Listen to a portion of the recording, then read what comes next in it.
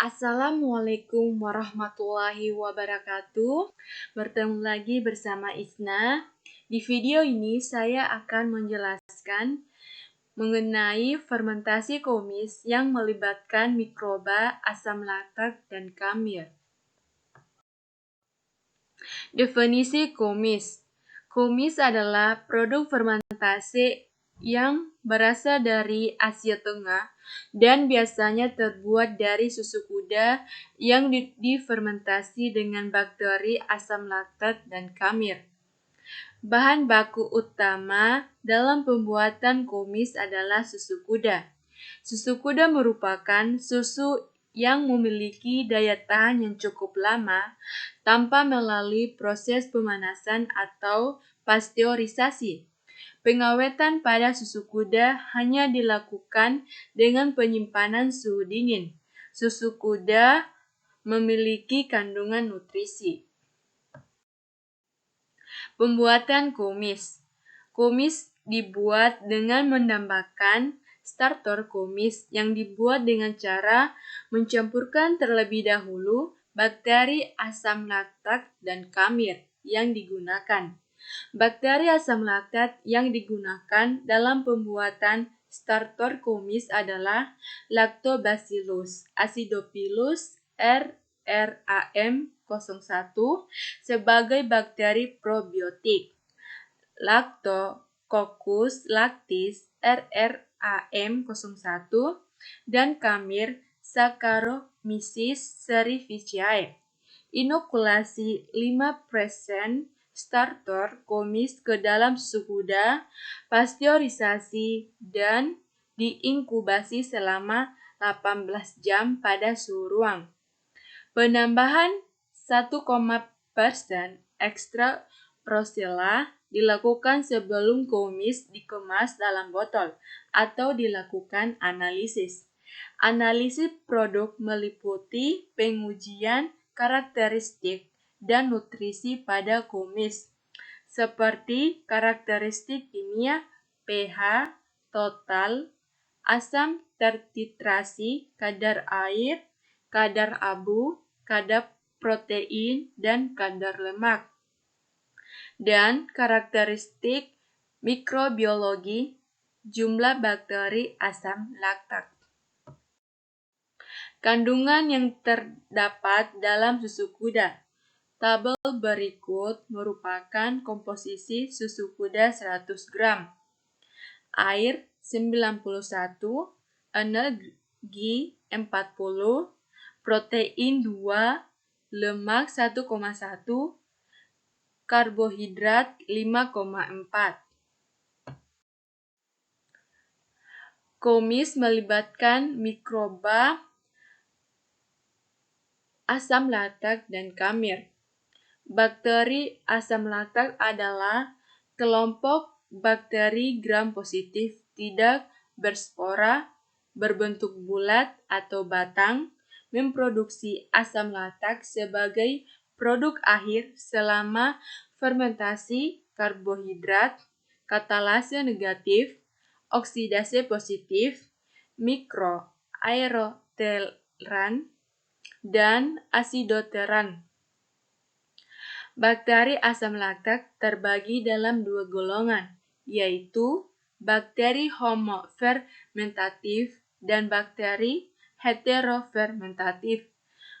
Bakteri homofermentatif akan memecah gula menjadi asam laktat, sedangkan bakteri heterofermentatif tidak hanya mengubah gula menjadi asam laktat, tetapi juga menjadi asam asetat dan etanol.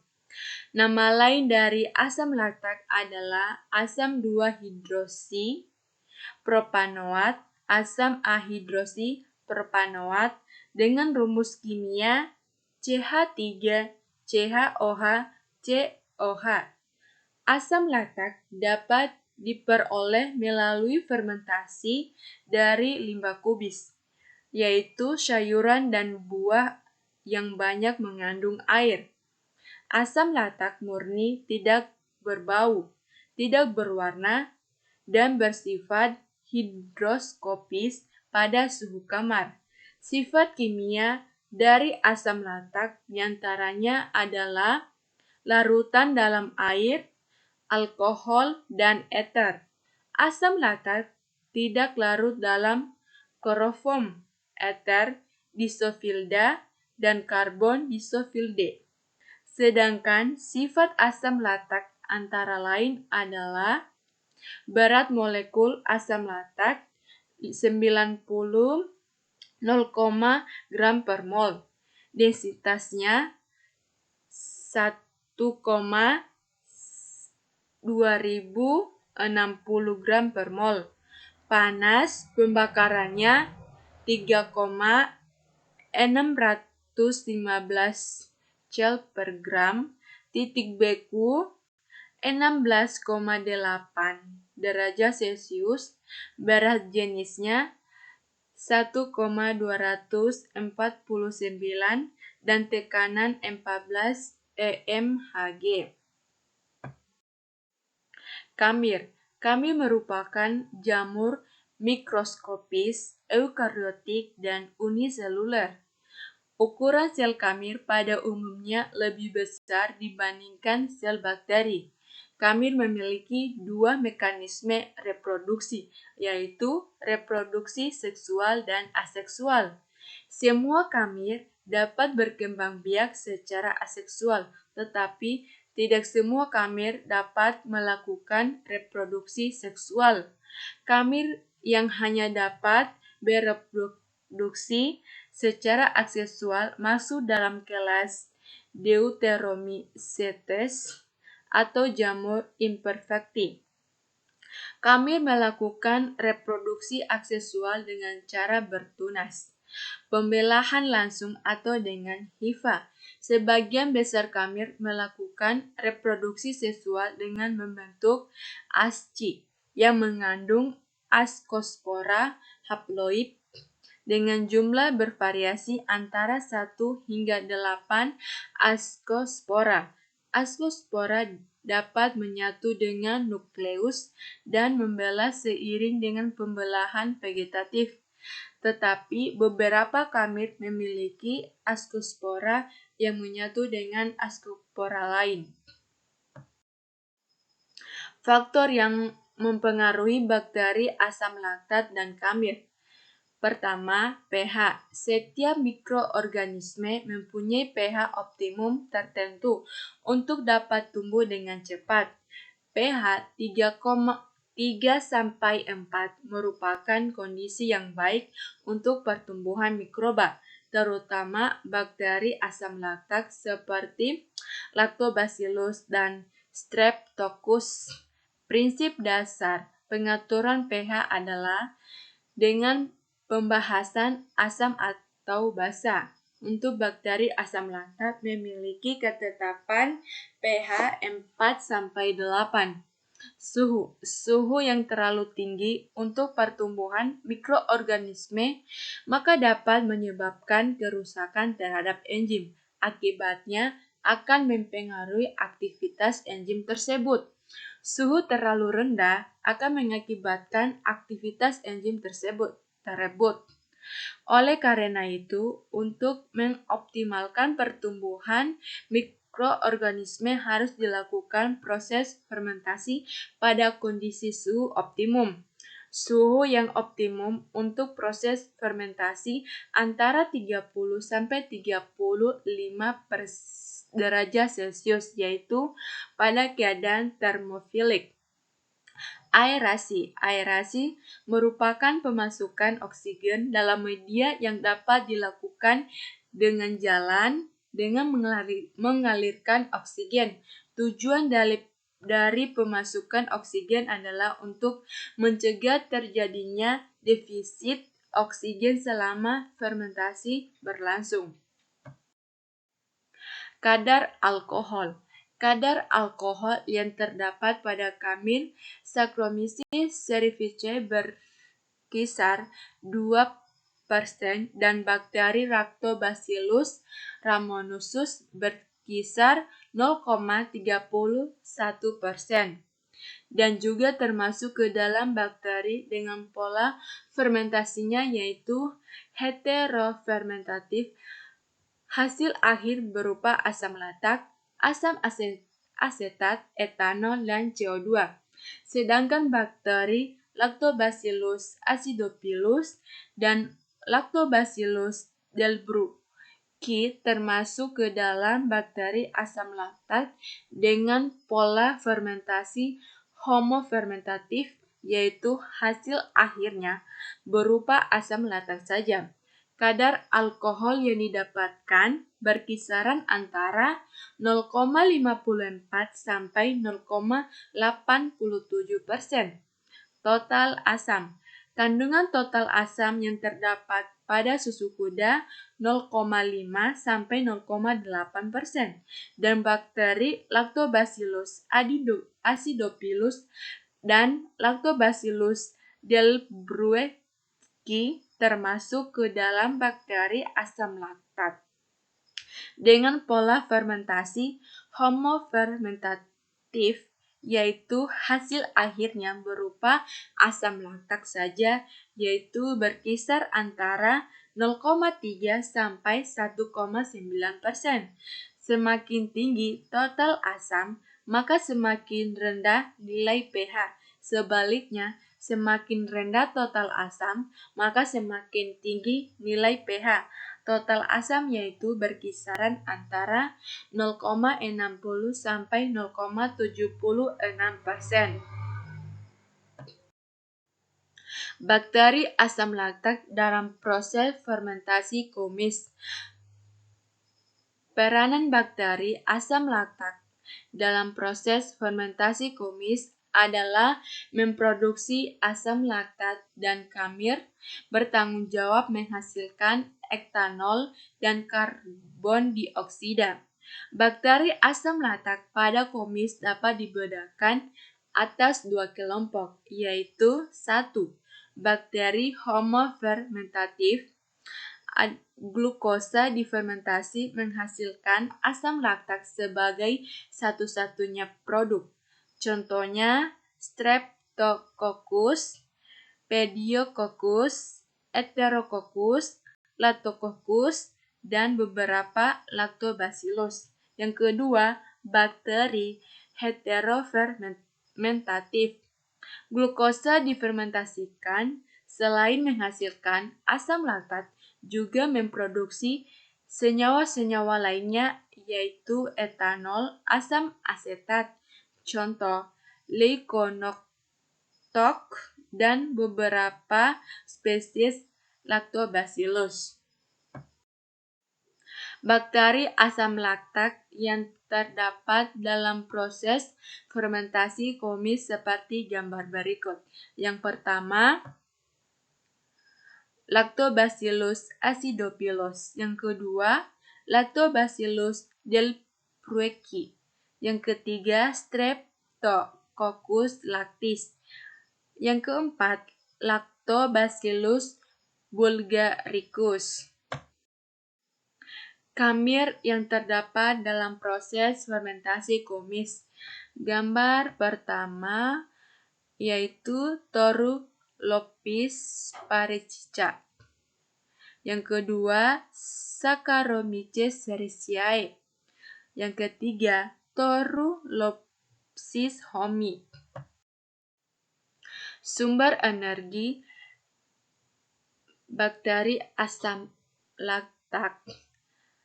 Leuconostoc merupakan jenis bakteri yang bersifat heterofermentatif. Jadi, selain menghasilkan asam laktat, juga memproduksi senyawa-senyawa lainnya yaitu etanol, asam asetat.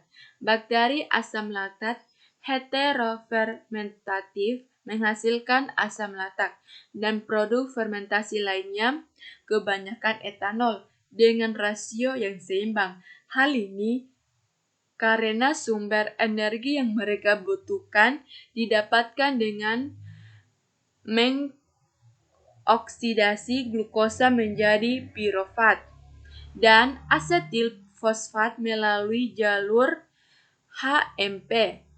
Pirofat kemudian direduksi menjadi asam latak, sedangkan asetil fosfat kemudian direduksi menjadi etanol. Pada jalur ini menghasilkan 1 ATP. Reaksi keseluruhannya adalah glukosa ditambah ADP ditambah PI menghasilkan laktat ditambah etanol tambah CO2 tambah ATP. Sumber energi kamir. Kamir adalah kemoorganotrof karena menggunakan senyawa organik sebagai sumber energi dan tidak membutuhkan cahaya matahari untuk pertumbuhannya. Sebagian besar karbon didapat dari gula heksosa seperti glukosa dan fruktosa atau disakarida seperti sukrosa dan maltosa. Metabolisme bakteri asam laktat. Fermentasi asam laktat homofermentatif. Bakteri asam laktat homofermentatif menghasilkan mayoritas asam laktat dengan sedikit produk samping yaitu gliserol, etanol, asetat, format, dan CO2. Bakteri asam laktat homofermentatif mengoksidasi glukosa menjadi 2 birofat melalui jalur EMP. Pada jalur ini menghasilkan 2 ATP DADH yang dihasilkan pada jalur ini dipakai untuk mereduksi birofat menjadi asam laktat. Reaksi keseluruhan adalah glukosa ditambah 2 ADP ditambah 2 PI menghasilkan 2 laktat ditambah 2 ATP produk samping diperoleh. Karena bakteri asam laktat homofermentatif mempunyai berbagai enzim yang dapat mengubah pirofat menjadi etanol dan CO2, asetat dan format, dan laktat. Jika pirofat tidak segera diubah menjadi produk di atas, NADH dipakai untuk mereduksi dihidroksi aseton fosfat menjadi gliserol. Fermentasi asam laktat heterofermentatif. Bakteri asam laktat heterofermentatif menghasilkan asam laktat dan produk fermentasi lainnya, kebanyakan etanol, dengan rasio yang seimbang. Hal ini karena mereka mengoksidasi glukosa menjadi pirofat dan asetil fosfat melalui jalur HMP. Pirofat kemudian direduksi menjadi asam laktat sedangkan asetil fosfat kemudian direduksi menjadi etanol. Pada jalur ini menghasilkan 1 ATP. Reaksi keseluruhannya adalah glukosa ditambah ADP ditambah PI menghasilkan laktat ditambah etanol ditambah CO2 ditambah ATP. Enzim yang berperan dalam pembuatan kumis. Enzim laktase. Enzim laktase adalah enzim yang mengubah laktosa menjadi glukosa dan galaktosa. Kedua zat yang dihasilkan tersebut struktur kimianya lebih simpel dan lebih mudah diterima sebagai nutrisi tubuh manusia. Fungsi enzim laktase. Laktase merupakan enzim yang membantu kita mencerna laktosa, yang merupakan gula dalam susu dan produk susu. Laktosa tidak dapat diserap oleh tubuh kecuali diurai oleh laktase menjadi glukosa dan galaktosa. Orang yang tidak memiliki cukup laktase dalam usus, mereka bisa mendapatkan kram perut, perut kembung, dan diare ketika mereka makan produk susu. Aktivitas kerja enzim laktase. Aktivitas kerja enzim dapat menghidrolisis berbagai substrat Sementara itu, terutama anggota kelas enzimatik B, galaktosidase, laktase juga memiliki glukosidase dan kegiatan glikosiramidase dalam metabolisme. Ikatan B glikosidik dan D-laktosa dihidrolisis untuk membentuk D-galaktosa dan D-glukosa yang dapat diserap melalui dinding usus dan ke dalam aliran darah. Reaksi keseluruhan yang mengkatalisis laktase adalah C12, H12O11 ditambah H2O menghasilkan CO2, H12O2 ditambah CO2, H12O6 ditambah panas. Laktase juga mengkatalisis konversi polylysine untuk prolein dan glukosa. Kandungan nutrisi kumis.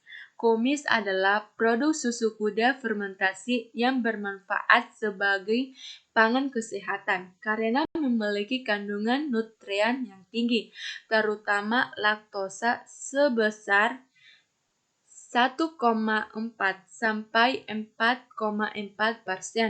Laktosa dicerna oleh bakteri asam laktat dan kamir sehingga dihasilkan senyawa metabolit yang bersifat antimikroba, diantaranya asam laktat, alkohol, diasetil, dan bakteri osin. Senyawa metabolit ini akan terakumulasi selama proses penyimpanan dan dapat berguna menghambat pertumbuhan bakteri patogen. Kumis mengandung sejumlah vitamin, di antaranya yaitu tiamin, riboflavin, asam folat dan patotenat, biotin dan vitamin B12. Kandungan kumis. pH-nya 3,76 sampai 0,02. TAT 1,56 sampai 0,04. Kadar airnya 85,67 sampai 0,35. Kadar abu 5,42 sampai 0,28. Kadar protein 27,29 sampai 1,26. Kadar lemak 46,00 sampai 2,17. Terima kasih, sekian dan lebihnya. Assalamualaikum warahmatullahi wabarakatuh.